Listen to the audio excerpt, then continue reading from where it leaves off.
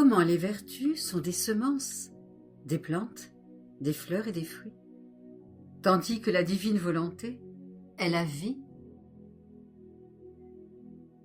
Mon pauvre esprit est toujours la proie du fiat suprême. Il me semble que je ne peux penser à rien d'autre et que rien d'autre ne m'intéresse. Je sens en moi un courant qui m'arrête tantôt à un point, tantôt à un autre de la divine volonté.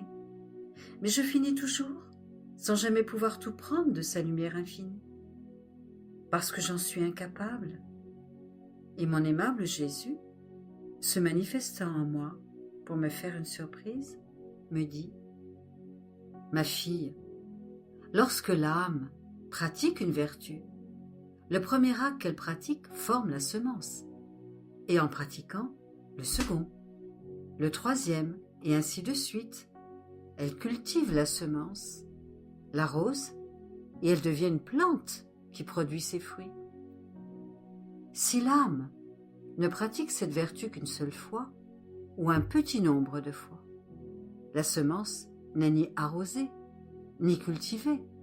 Elle meurt, et l'âme reste sans plante et sans fruit.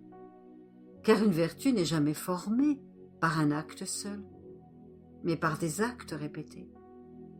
Cela se passe comme sur la terre. Il ne suffit pas de semer la graine en terre. Il faut la cultiver souvent et l'arroser si l'on veut avoir la plante et les fruits de cette semence. Sinon, la terre durcit et la recouvre sans lui donner la vie. Celui qui veut acquérir une vertu comme celle de patience, d'obéissance ou autre, doit semer la première semence, pour ensuite l'arroser et la cultiver avec d'autres actes. De cette façon, l'âme formera un grand nombre de plantes belles et diverses. Par contre, ma volonté n'est pas une semence comme les vertus.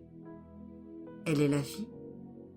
Et à mesure que l'âme commence à être résignée, à voir ma volonté en toutes choses et à vivre en elle, la petite vie divine se forme en elle. Et en progressant dans la pratique de la vie dans ma volonté, cette vie divine continue à croître et à s'étendre au point de remplir toute l'âme de cette vie, de telle sorte qu'il ne reste plus d'elle qu'un voile qui la recouvre et la cache en elle-même. Et il en est de ma volonté comme de ses vertus.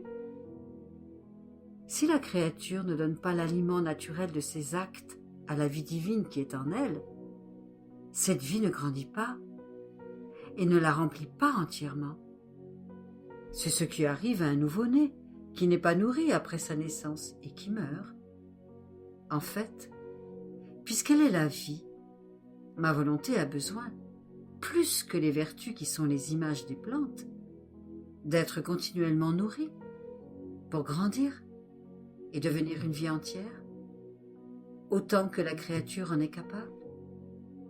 C'est pourquoi il est nécessaire que tu vives toujours en elle, que tu prennes ces délicieux aliments de ma volonté elle-même, afin de nourrir en toi sa vie divine. Tu vois donc combien grande est la différence entre les vertus et ma volonté. Les premières sont des plantes, des fleurs et des fruits qui embellissent la terre et ravissent les créatures. Alors que mon fiat est le ciel, le soleil, l'air, la chaleur et les battements du cœur, toutes choses qui forment la vie et une vie divine dans les créatures.